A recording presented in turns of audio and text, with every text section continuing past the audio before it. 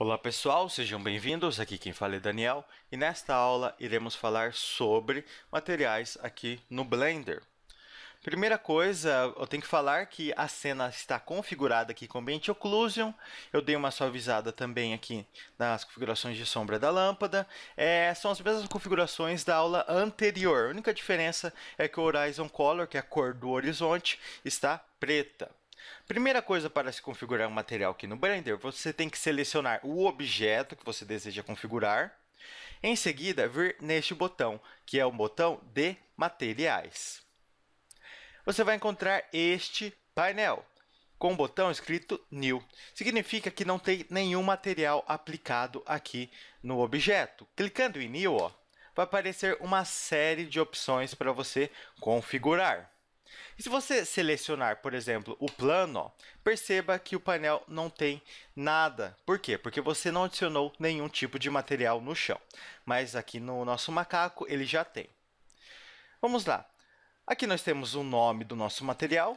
Vamos clicar aqui com o botão esquerdo, escrever aqui, material, teste. Em seguida, você vai perceber que aqui tem uma área escrito material teste. Por que tem esta área? Porque você pode adicionar mais de um material em um mesmo objeto. Aqui nós temos o Preview, que serve para visualizar como está ficando o nosso material, como está ficando a cor do objeto, se ele é reflexivo, se ele tem transparência, se ele tem textura. Então, é para pré-visualização, mas tem um porém. Hoje, com o recurso do Rendered, e a limitação da área de renderização, esse recurso meio que ficou inútil, porque você pode selecionar uma área e colocar no modo Rendered. Então, nós não iremos utilizar essa opção do Preview. Então, você pode clicar aqui para recuar o menu. Agora, você vai encontrar aqui a opção Diffuse, que é a opção onde nós encontramos a possibilidade de mudar a cor do objeto. Você clica aqui, e você consegue mudar a cor dele, correto? E aqui nós temos um algoritmo. Como eu disse na aula de Ambient Occlusion, o Blender tem várias maneiras de calcular uma ação. Ou seja, o Diffuse está usando o algoritmo Lambert para gerar a cor. Nós temos aqui o especular, que é nada mais do que o reflexo do nosso objeto. Perceba que nossa lâmpada está aqui no canto superior direito. O especular é nada mais do que o reflexo daquela lâmpada. Se eu aumento a intensidade, maior o reflexo. E se eu diminuo a intensidade, menor o reflexo. O hardness é o quão é esfumaçada o nosso reflexo. Se eu deixo aqui, por exemplo, o hardness em 215, o reflexo vai ficar bem concentrado em uma única área. Vou deixar nosso objeto aqui no modo Shade Smooth, que a gente vai conseguir visualizar melhor. Perceba, quanto maior o hardness, que o limite é 511, mais concentrado é o reflexo. Enquanto menor o hardness, por exemplo, deixar 30, mais esfumaçado é o reflexo. Ou seja, a gente pode configurar o material para ser representado como um metal, como uma borracha, enfim, as possibilidades são inúmeras. Aqui você controla a cor do reflexo, E é isso com relação ao especular. Mas tem um porém. Perceba que ele está refletindo a luz. Se eu duplicar esta lâmpada ou adicionar uma nova, aqui adicionar uma do tipo point, perceba que ele vai ter um segundo reflexo. Ou seja, o especular ele sempre vai representar o reflexo da lâmpada e não do ambiente. Uma coisa muito interessante aqui da lâmpada é que, por exemplo, se eu desativar a opção especular, ele não gera mais o reflexo no objeto. Se eu desativar a Diffuse, ele não vai gerar mais a iluminação na cor do objeto. Você pode separar o especular e o Diffuse com relação à iluminação. Bem, agora que nós já aprendemos como atribuir cor e o reflexo referente à luz, todas as luzes geram reflexo, não se preocupe. Agora vamos partir para o shading. Shading é o comportamento da nossa malha no ambiente. Se eu, por exemplo, deixar o emit em 2, ele vai ficar com uma aparência de que está emitindo luz. Mas, então, porém, perceba que ele não está emitindo luz no chão. Por quê? Porque isso depende da iluminação indireta, que nós não abordamos por enquanto. Então, do emit, vamos fechar por aqui. Nós temos o shadowless. Se você ativar o shadowless, perceba, ó, ele vai representar a cor sólida no objeto, sem sombra, sem reflexo, sem nada. Nós temos aqui uma opção muito interessante, que é a transparência. Você ativa esta caixa e, ao diminuir o alfa, mais transparente fica o objeto. Mas, então, porém, a transparência Z, que é esta opção aqui, ela não dá um resultado muito interessante.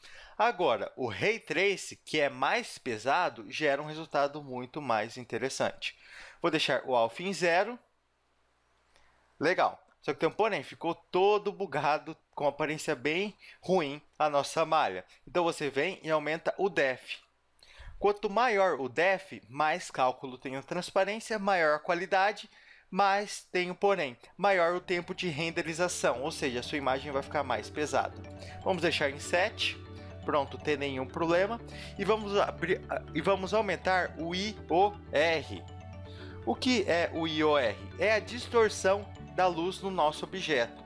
Se eu deixo aqui, por exemplo, 1.4, perceba que ele distorceu a luz e está refletindo o ambiente. Está deixando com uma aparência do quê? De vidro. Como o nosso fundo é preto, ele está refletindo esse preto. Se eu deixar aqui azul, ó, ele vai refletir o azul. Ou seja, deixa eu ativar aqui. Aqui, ó.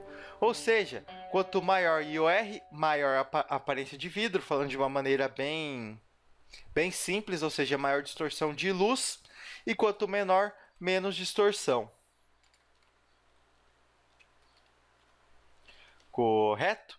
E uma opção muito importante com relação à transparência é no objeto que está recebendo a sombra do objeto transparente.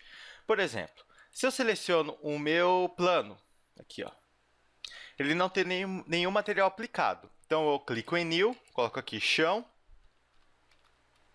Ele tem as mesmas opções do macaco, mas o que nos interessa aqui é essa opção Shadow.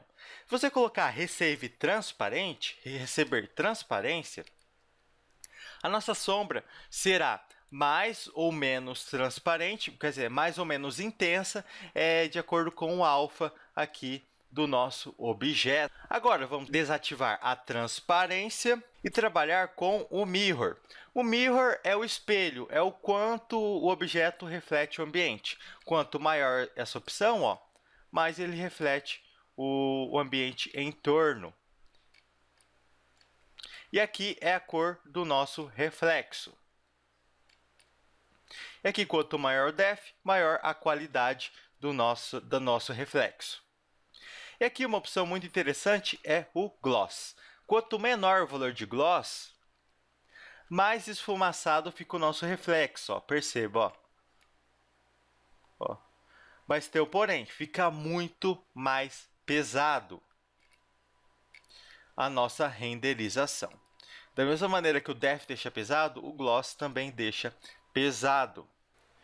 Agora, você deve estar se perguntando se é possível adicionar mais de um material no mesmo objeto. Sim.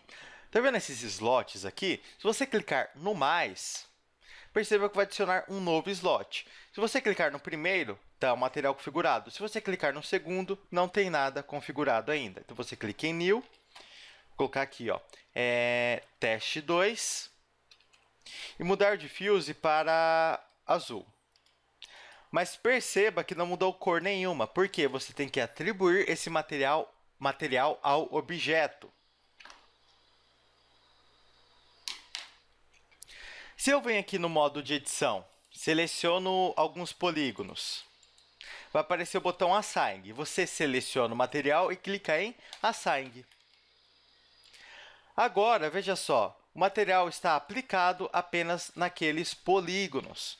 Então, funciona da seguinte maneira. Você pode adicionar quantos slots você quiser. atribuir vários materiais e colocar nos polígonos que você deseja. Para excluir slot, você vem clicando aqui no menos. Se você estiver no modo de edição, você não consegue excluir slot. Então, fica a dica.